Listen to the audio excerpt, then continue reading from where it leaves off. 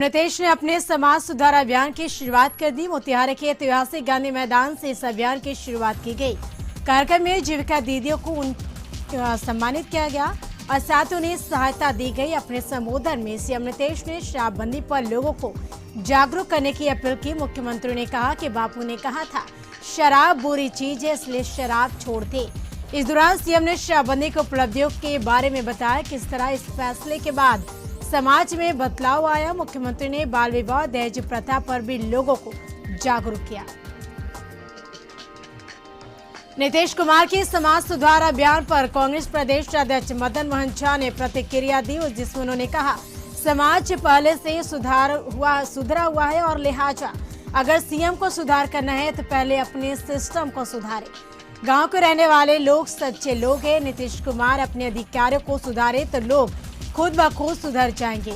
नीतीश कुमार यात्रा करके समाज को सुधारें या जरूरी नहीं, अब पटना में रहकर भी सुधार सकते हैं। मुख्यमंत्री कई बार यात्रा कर चुके हैं। शराबबंदी पर सीएम नीतीश की मंशा साफ है, लेकिन सिस्टम से जुड़े लोग इसे सफल नहीं होने दे रहे हैं। शराबबंदी हो और उसमें सख्ती हो तो कांग्रेस उसका समर्थन करती है, मगर गरीबों पर सिर्फ शराबबंदी की सख्ती हो और बड़े लोगों को छोड़ा जाए तो यह उचित नहीं है। इधर राजद प्रवक्ता मृत्युंजय तिवारी ने कहा कि शराबबंदी के नाम पर झूठ का आंकड़ा दिखाने और गरीबों को प्रताड़ित किया जा रहा है। झारखंड विधानसभा के शीतकालीन सत्र का अंतिम दिन सदन की कार्यवाही सुचारू तरीके से चली और सदन में विपक्षी बीजेपी के सदस्यों ने कोई हंगामा नहीं किया और सदन का प्रश्नोत्तर का जो काल है वो शांतिपूर्ण तरीके से हुआ। वहीं सदन में बीजेपी के सदस्य नवीन जायसवाल ने रांची की झोपड़ियों के नियमितीकरण की मांग की और कहा कि रांची नगर आयुक्त की तरफ से बार बार इन झोपड़ियों में रहने वाले लोगों को बार बार नोटिस भेजा जा रहा है। इस दौरान कांग्रेस के प्रदीप यादव ने अपनी सरकार पर सवाल उठाया, पूछा कि रांची में स्लाउटर हाउस बनकर तैयार है, लेकिन विभाग की तरफ से रेगुलेशन नहीं होने के चलते बनकर तैयार स्लाउटर हाउस का आज तक उपयोग नहीं हो सका है। उधर सदन के अंदर तो कामकाज सामान्य तौर पर हुआ, लेकिन सदन के बाहर विपक्षी बीजेपी सदस्यों ने विधानसभा से पारित मॉब लिंचिंग कानून को लेकर अपनी चिंताएं जाहिर की।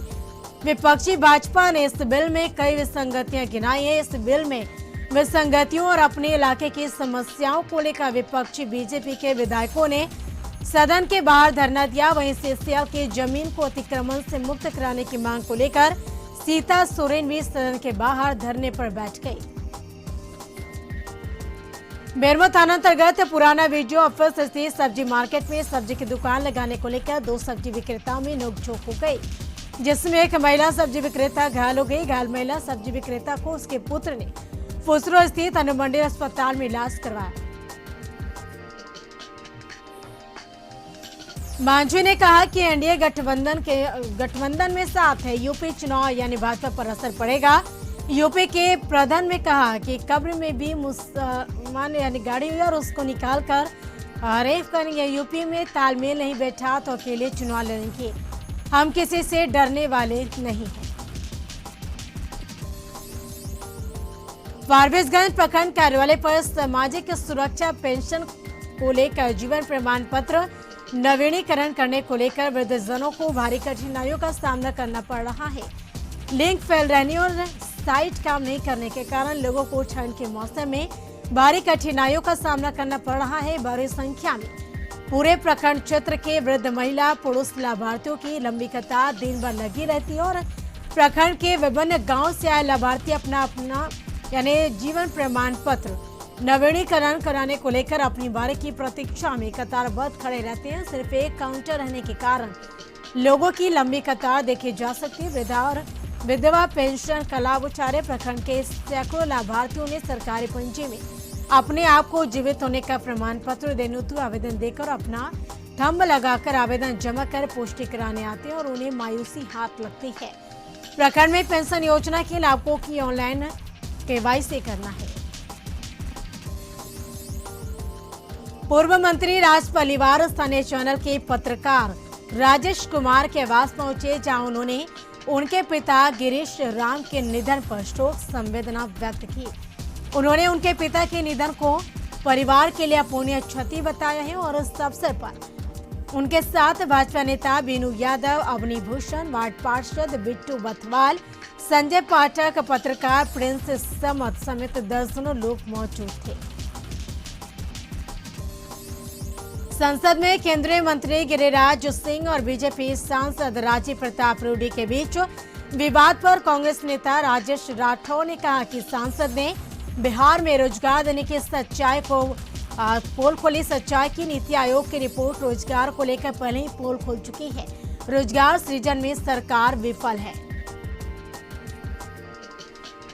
विश्वविद्यालय में भ्रष्टाचार और लगातार गिरती शिक्षा व्यवस्था को लेकर ऑल इंडिया स्टूडेंट्स एसोसिएशन ने पटना विश्वविद्यालय को पूरी तरह से बंद करा दिया और धरना प्रदर्शन करते हुए science college, Patna college, Darbhanga पूरी तरह बंद करा दिया गया और क्लास को बाधित कर दिया गया। इनकी मांग है कि विश्वविद्यालय में जो भ्रष्टाचार हुआ है उसकी पूरी जांच कराई जाए और बड़े स्तर पर कार्रवाई की जाए। राज्य सरकार से यही मांगे कि शिक्षा व्यवस्था को सुधारा जाए। ऑल इंडिया स्टूडेंट एसोसिएशन के प्रदर्शन के कारण पटना विश्वविद्यालय में क्लास बाधित हो गई और छात्र ने क्लासरूम को छोड़ दिया और पूरी तरह से क्लासरूम को बंद करा दिया गया।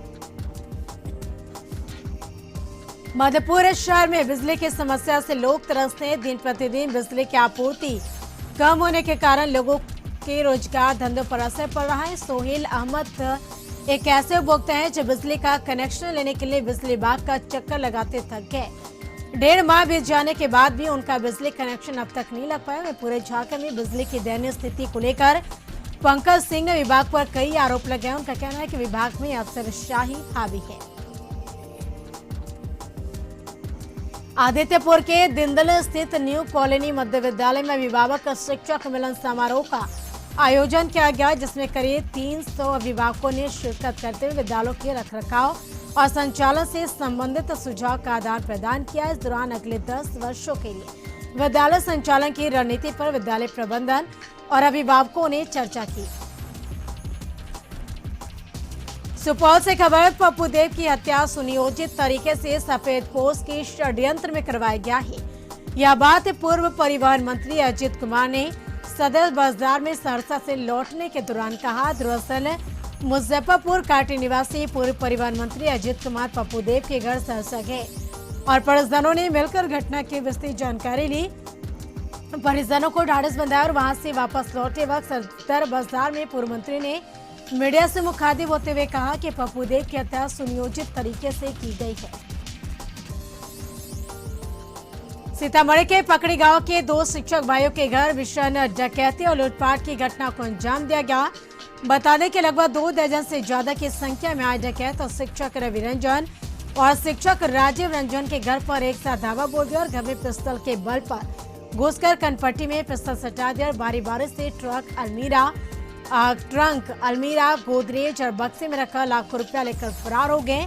घटना टाउन थाना सीतामढ़ी के पकड़ी गांव की है।